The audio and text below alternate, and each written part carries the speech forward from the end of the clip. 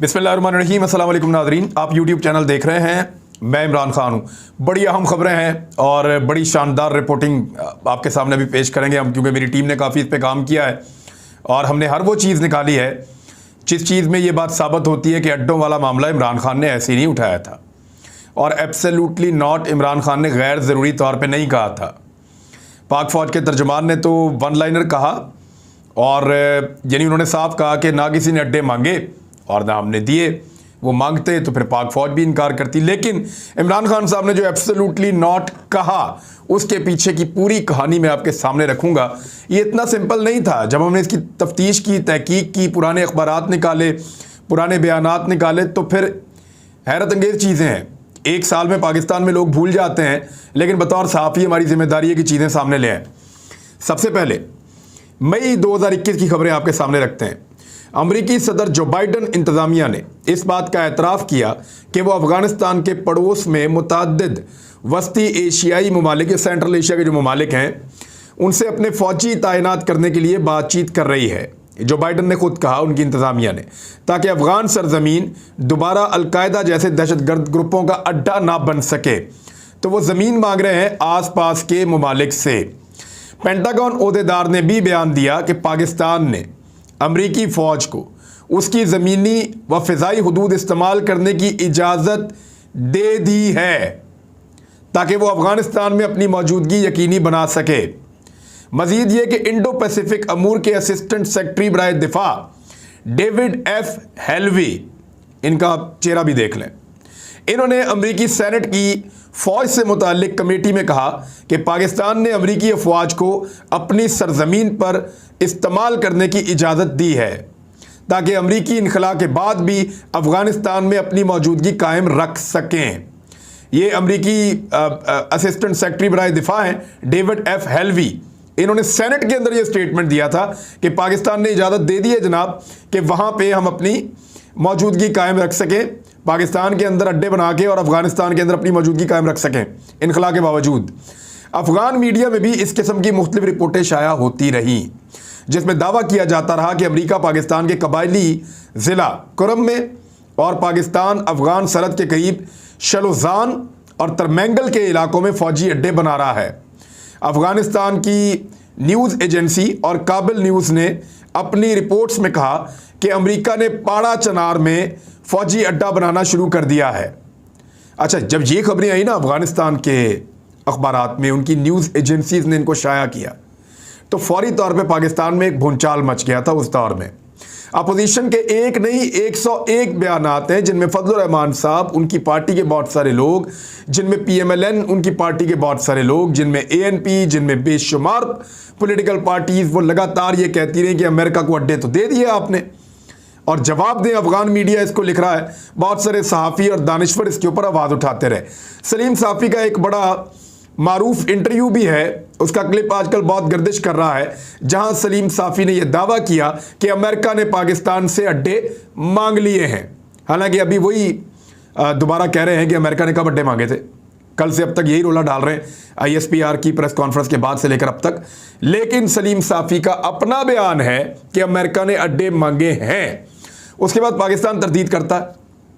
24 मई 2021 को पाकिस्तानी दफ्तर खारजा इन खबरों की तरदीद करता है। पाकिस्तानी दफ्तर खारजा कहता है हमने कौन से अड्डे बना दिए भाई, अमेरिकन कहाँ पे फौजी अड्डे बना रहे हैं, ऐसी कोई बात नहीं है। जाहिद हफीज़ ने ट्वीट में बताया कि पाकिस्तान अमेरिका एयर और ग्राउंड लाइन कम्युनिकेशन मुआहदा 2001 से जारी है। उसके तहत अमेरिका जब तक इनखला नहीं करता उस वक्त तक अमरीकी अफवाज ज़मीनी और फ़िज़ाई रास्ता इस्तेमाल कर सकती हैं, लेकिन इसका मतलब अड्डे फराहम करना नहीं है। पाकिस्तान में अमरीकी फ़ौजी या एयरबेस से मुताल्लिक खबरें बिल्कुल बेबुनियाद हैं। कोई फ़ौजी अड्डा नहीं बन रहा, कोई एयरबेस नहीं बन रही, ये पाकिस्तान ने बता दिया था साबिक वज़ीर। लेकिन इसके बावजूद रोला पड़ गया। अपोजिशन ने बहुत रोला डाला, बहुत शोर मचाया। उन्होंने कहा जी फ्लोर ऑफ द हाउस, यानी यहाँ पे आए, पार्लियामेंट में खड़े होकर इसका जवाब दें और बताएं हमें कि अड्डे दिए या नहीं दिए, इसको क्लियर करें आके। तो फिर शाम, क्योंकि पूरी अपोजिशन कह रही थी कि पाकिस्तान ने अड्डे दे दिए हैं और सारी अपोजिशन कह रही थी कि अमेरिका अड्डे मांग रहा है और पाकिस्तान अपना सौदा कर रहा है।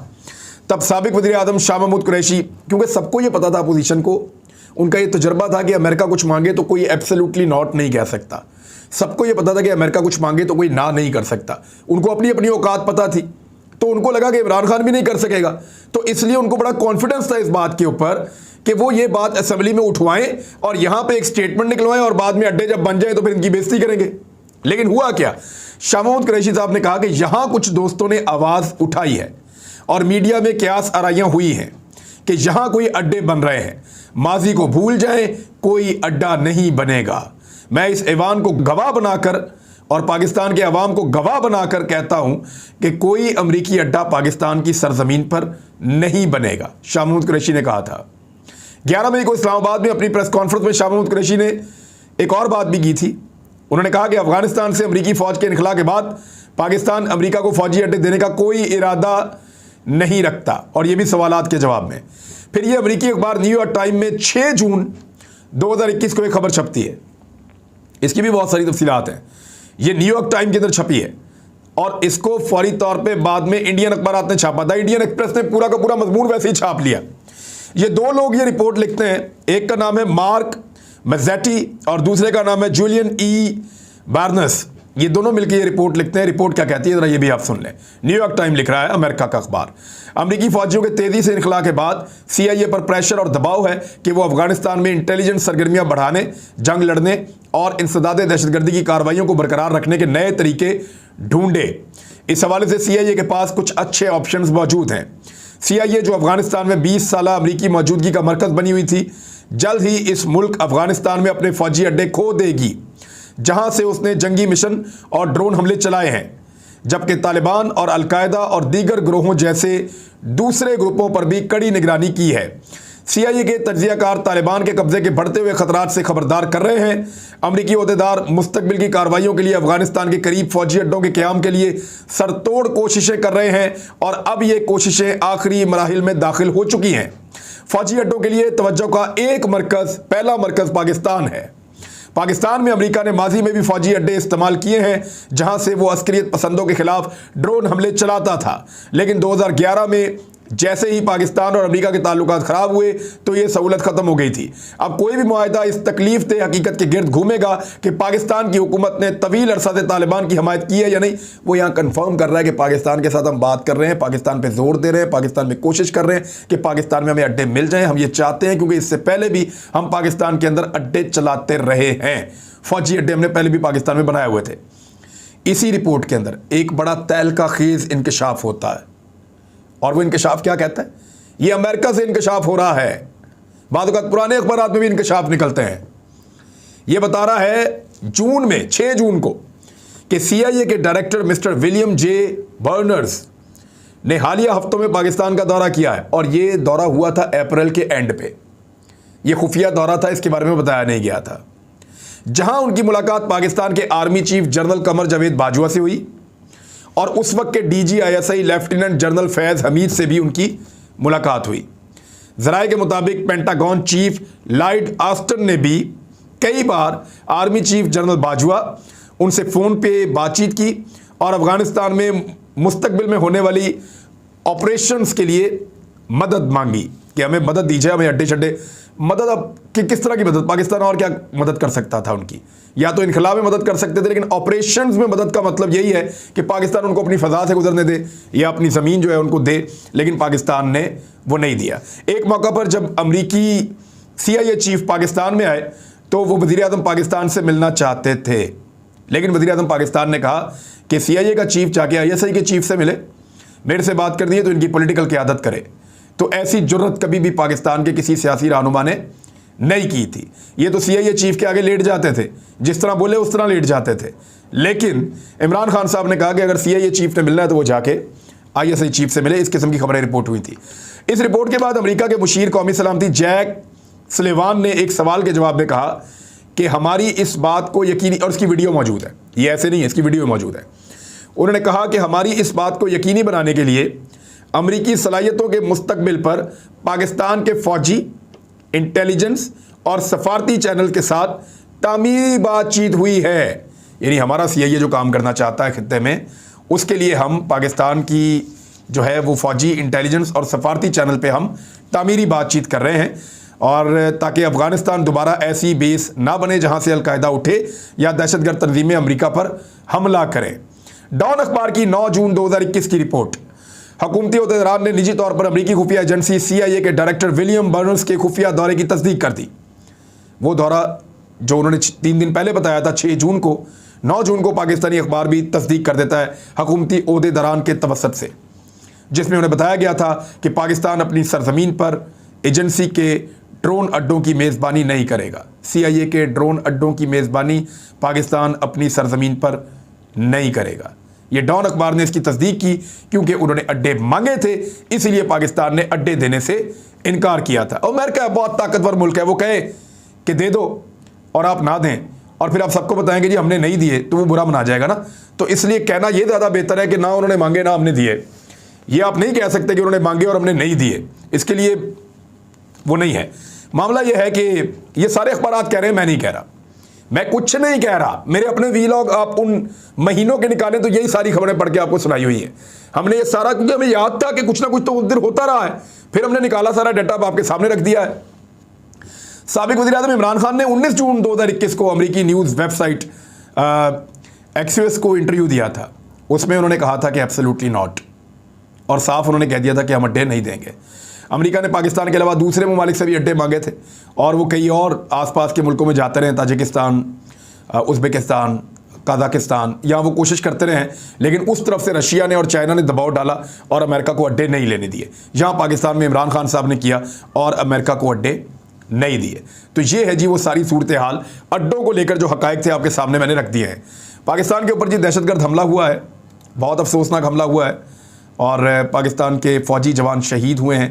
एक इंतहाई अफसोसनाक वाक़या है, 7 फ़ौजी जवान वज़ीरिस्तान में शहीद हुए हैं। इस अफसोसनाक वाक़े में हमारे नौजवान शहादतें कबूल कर रहे हैं, शहादतें दे रहे हैं इस मुल्क के लिए, और दूसरी जानिब पाकिस्तान के अंदर, उसी मुल्क के अंदर जो है वो एक अफरा तफरी फैली हुई है, पॉलिटिकल अफरा तफरी। मेरे ख्याल में अगर इलेक्शन करवाए जाएँ तो हम जल्द इस सूरत हाल से निकल सकते हैं, लेकिन इसका फ़ैसला पाकिस्तान के मुक़्तदर हलकों ने या ताकतवर लोगों ने करना है।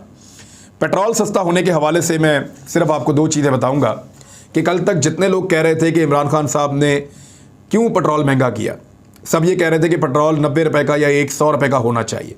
PMLN ये कहती थी, पीपल्स पार्टी ये कहती थी, फजलुर रहमान साहब ये कहते थे और सारी जमातें यही कहती थी कि इमरान खान साहब ने पेट्रोल बहुत महंगा कर दिया, आम आदमी की ज़िंदगी अजीरन कर दी है। लेकिन इस वक्त शाहिद खाकान अब्बासी साहब के 2 स्टेटमेंट आपके सामने रखूँगा सिर्फ, जिसमें से एक में उन्होंने कहा कि हुकूमत पेट्रोल पर फ़ी लीटर 51 रुपये अपनी जेब से डाल रही है। तो देखें कितना बड़ा इमरान खान साहब का इस कौम के ऊपर रिलीफ था, जिसको ये तस्लीम नहीं कर रहे थे। तो हुकूमत में आने की वजह से इनको ये तस्लीम करना पड़ा है। कम से कम कौम को सच तो इन्होंने बोल दिया कि इमरान खान साहब ने अवाम की मदद के लिए 51 रुपये हुकूमत की जेब से डालने का फ़ैसला किया था। अगर ये अपोजिशन में रहते तो कभी ना मानते, और आज ये मान रहे हैं कि इमरान खान साहब ने पब्लिक को कितना बड़ा रिलीफ दिया था। एक और बात भी मानी है, शाहिद खाकान अब्बासी साहब का स्टेटमेंट है जिसमें उन्होंने कहा कि दुनिया भर में पाकिस्तान जितना सस्ता पेट्रोल कोई भी नहीं बेच रहा। जब इमरान खान ये कहता था कि हमारा पेट्रोल सबसे सस्ता है तो ये सब उसका मजाक उड़ाते थे, लेकिन आज ये खुद ये कहने पर मजबूर हैं, यानी हर वो चपेड़ जो इन्होंने किसी और को मारनी थी अपने मुंह पे मार रहे हैं। हर वो गड़ा जो इन्होंने इमरान खान साहब के लिए खोदा था ये उस पर खुद गिर रहे हैं। कैसी इनकी बदकिस्मती है, इक़्तिदार का मज़ा भी नहीं आ रहा और इक़्तिदार के झटके भी लग रहे हैं, और इनको हर जो गंद है वो इनके मुंह के ऊपर आकर गिर रहा है। यानी खुद अपने मुंह से कहा कि 51 रुपये अपनी जेब से डाल के इमरान खान लोगों को रिलीफ दे रहा था, यानी हुकूमत की जेब से डाल के पब्लिक को रिलीफ देने के लिए। और दुनिया भर में कोई इतना सस्ता पेट्रोल नहीं बेच रहा जितना सस्ता इमरान खान बेच रहा था। दूसरी जानिब FIA के अंदर और NAB के अंदर धड़ाधड़ तबादले और तब्दीलियाँ शुरू हो गई हैं, और वो तमाम ऑफिसर्स और वो तमाम लोग हटाए जा रहे हैं जो शरीफ ख़ानदान के और जो पॉलिटिकल लोग हैं उनके जो केसेस हैंडल कर रहे थे, ताकि जल्द अज जल्द आने वाले अगले 1-1.5 महीने के अंदर ये केसेस का वो हायल करें, ये फाइलें इस तरीके से गायब करें ताकि केसेस का नामो निशान बाकी ना रहे। तो अब ये काम किया जा रहा है फौरी तौर पे। FIA और NAB के अंदर तकर्रुर और तबादले हो रहे हैं।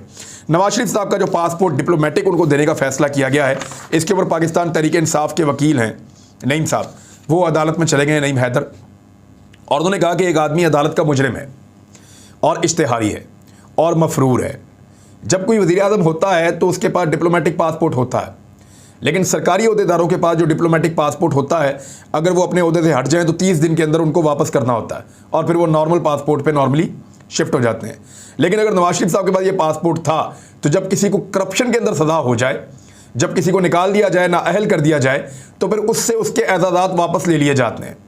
तो नवाज शरीफ साहब जो है वो एक आम आदमी है, एक मुजरिम है, एक इश्तिहारी हैं, एक मफरूर हैं, तो उन्हें कैसे डिप्लोमेटिक पासपोर्ट जो है वो मुहैया किया जा सकता है। इन्होंने इस केस के अंदर, ये पीर वाले दिन के लिए गालिबन लग गया है केस अदालत में, पीर वाले दिन अब अदालत इस मामले को सुनेगी। अब इसमें जो है वो पासपोर्ट रूल्स 2021 और वियना कन्वेंशन 1961 इन दोनों का हवाला दिया गया है और पीर वाले दिन इसको सुना जाएगा। एक और जो बहुत बड़ी खबर है वो आपके सामने रख देता हूं कि फॉरेन फंडिंग केस में इमरान खान साहब को ब्लैकमेल किया जा रहा है। इमरान खान साहब की पार्टी को फंसाया जा रहा है फॉरेन फंडिंग केस में और उनको फॉरेन फंडिंग केस में उड़ा दिया जाएगा, ये उनको बता दिया गया है।